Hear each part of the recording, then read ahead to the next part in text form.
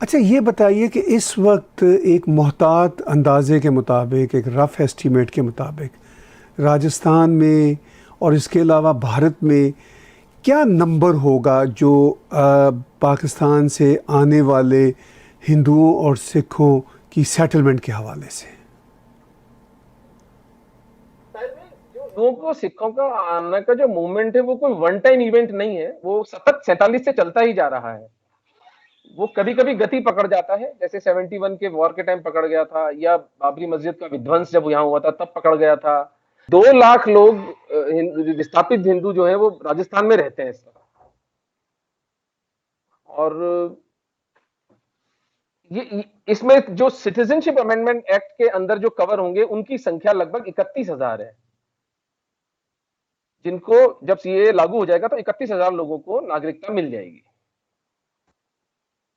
तो मुझे याद है कि दिल्ली में मैं एक बस्ती में गया जहाँ पर पाकिस्तानी हिंदू सेटल हैं। उस बस्ती का कोई बहुत अच्छा हाल नहीं था।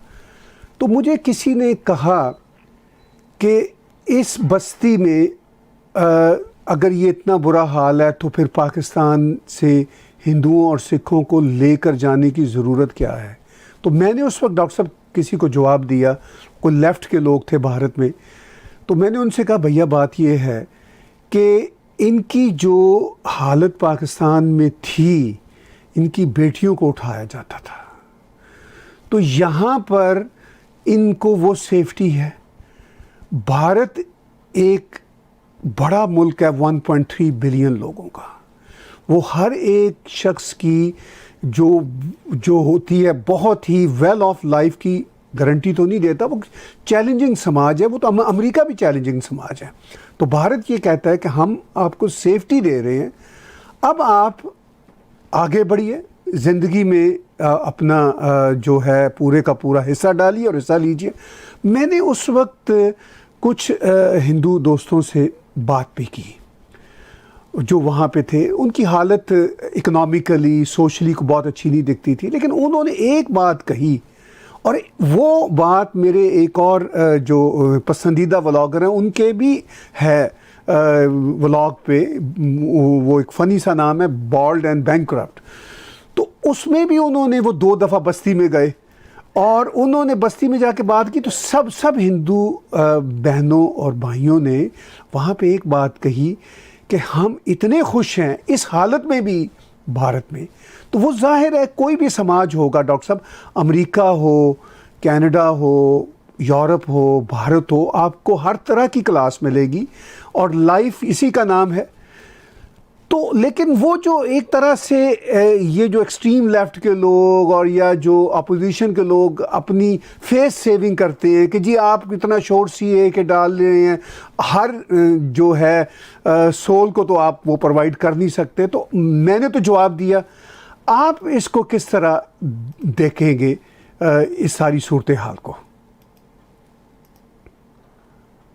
तार में एक तो क्या है कि आप दिल्ली में जिस बस्ती में गए थे वो थोड़ा सा एट्रोसिटी वल्चर टूरिज्म टाइप जगह बन गई है वो, कि वो वहां पर जो भी आता है उसको उन 3 बस्तियों में घुमाया जाता है। तो वो बेचारे थोड़े से इतने वहां लेफ्टिस्ट भी पहुंचे हुए हैं, उनको हेल्प करने के लिए लेफ्टिस्ट भी पहुंच गया है। तो होता क्या है कि अंत में आदमी जो होता है अपने स्वार्थ से प्रेरित होता है, मैंने सेल्फिश बाय नेचर। तो वो अपनी विक्टिमहुड को ओवरप्ले करते हैं वहां पर। लेकिन आप राजस्थान जयपुर आए, आप जयपुर में 10,000 शरणार्थी रहते हैं, जोधपुर में 40,000 रहते हैं, एक भी वापस जाने को तैयार नहीं है। और मेरी जो सूचना है वो ये है कि यदि आज बॉर्डर्स खोल दिए जाएं तो एक और हिंदू, एक भी सरदार वहां नहीं बचेगा पाकिस्तान में। आपने सो द बड़ी अहम proof of the pudding is it in the eating. आपने बड़ी अहम बात की कि अगर बॉर्डर खोल दिए जाएं तो वहाँ एक भी हिंदू और सिख नहीं रहेगा, वो सब इधर आ जाएंगे।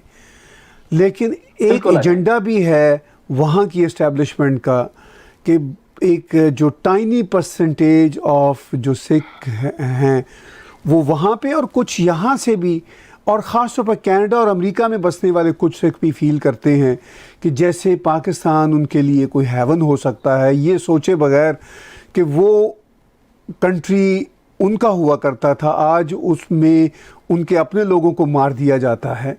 तो वो जो एक खालिस्तानी या सो कॉल्ड सेपरेटिस्ट एजेंडे वाले लोग हैं, जो कि अब आटे में नमक के बराबर भी नहीं रहे और उनकी अब कुछ से भी नहीं रही, मगर वो ये प्रोपेगेंडा करते हैं, आप उनको क्या कहना चाहेंगे? शर्म से इनको डूब के मर जाना चाहिए, क्योंकि तथ्य देखिए, facts don't lie, right? We can not manufacture facts. अगर ननकाना साहब के मुख्य ग्रंथी की बच्ची उठी है और आज तक गवर्नर ऑफ पाकिस्तानी पंजाब के अश्योरेंस के बाद भी लौटाई नहीं गई है, तो आप किस खालिस्तान के नैरेटिव की बात कर रहे हैं? मतलब सिटीजनशिप अमेंडमेंट एक्ट की बात जो आपकी वो अधूरी रह गई थी उस समय, मेरे लिए ताहिर भाई एक एक बहुत दुखद चैप्टर था मेरे जीवन का, सिटीजनशिप अमेंडमेंट एक्ट का। जिस तरह सरदारों की लीडरशिप भारत में और हिंदुओं ने जिस तरह से सिटीजनशिप अमेंडमेंट का विरोध किया, और इसीलिए मैं खुद अब मैं बिल्कुल डिटरमिन्ड हूं कि मैं इसको नई लेवल पर लेके जाऊंगा, जो भी मेरा सामर्थ्य है। मैं कोई बहुत बड़ा आदमी नहीं हूं, लेकिन अब हम भी घोड़े खोल के आएंगे। यानी हम इतने सालों से चुपचाप इन हिंदुओं को, सरदारों को वहां से निकाल के यहां पर बसा रहे थे, और इनकी नागरिकता एक लेजिटिमेट डिमांड है। जो बेचारा पाकिस्तान से यहां पर आता है, उसकी उसकी उसका डिलेमा देखिए, उसकी दुविधा देखिए। वहां पर वो काफिर है, यहां पर पाकिस्तानी है। ना उसको मकान किराए पे मिलता है, ना उसको कोई जॉब पे रखता है। अब हम जैसे लोग गिने चुने यहां पर प्रयास करते हैं कि उसको कुछ मिल जाए, लेकिन एज ए सोसाइटी जब इकोनॉमिक इश्यूज में कॉन्फ्लिक्ट आता है, तो जैसे कब कोरोना के संकट में एकदम से हमारे यहाँ खुद के यहाँ जो हमारा एक विशेष तबका है जो बेचारा बड़ा परेशान है, उसमें हम ये 40-50 लाख हिंदुओं को कैसे एब्जॉर्ब करेंगे? लेकिन यहां की अकाली लीडरशिप कहती है कि सिटीजनशिप अमेंडमेंट के अंदर मुसलमानों को इंक्लूड किया जाए। यानी आप लोग अपना कोई पूर्व पक्ष अपनी को रिसर्च करते हैं, आपको कोई ईमानदारी बची है, कोई मॉरल, कोई कैपिटल बचा है, या बिल्कुल बैंकरप्ट हो चुके हैं?